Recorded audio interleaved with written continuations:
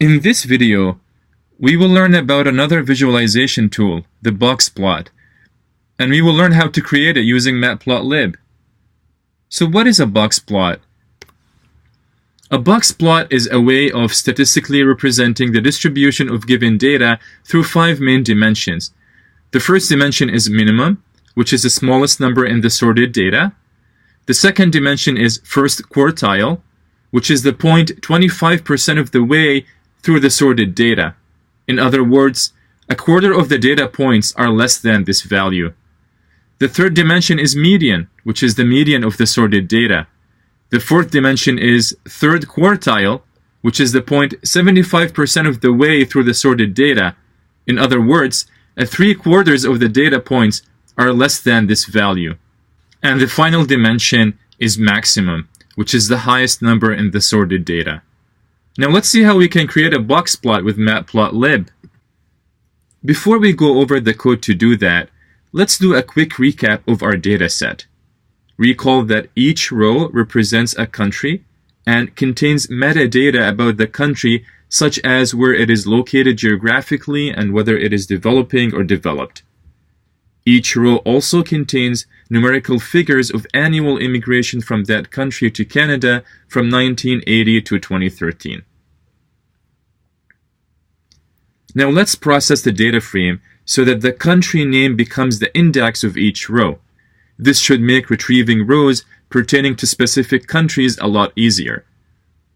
Also, let's add an extra column which represents the cumulative sum of annual immigration from each country from 1980 to 2013. So for Afghanistan, for example, it is 58,639 total, and for Albania, it is 15,699, and so on. And let's name our data frame df_Canada.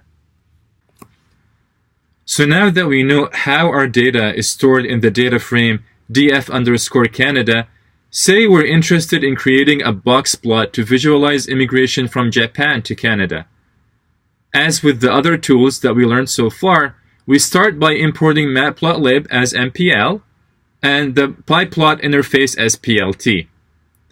Then we create a new data frame of the data pertaining to Japan, and we're excluding the column total using the years variable. Then we transpose the resulting data frame to make it in the correct format to create the box plot. Let's name this new data frame df_Japan. Following that, we call the plot function on df_Japan and we set kind equals box to generate a box plot. Then to complete the figure, we give it a title and we label the vertical axis. Finally, we call the show function to display the figure.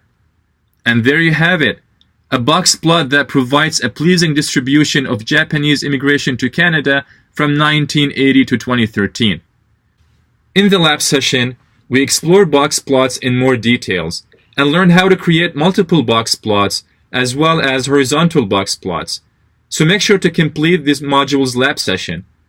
And with this, we conclude our video on box plots. I'll see you in the next video.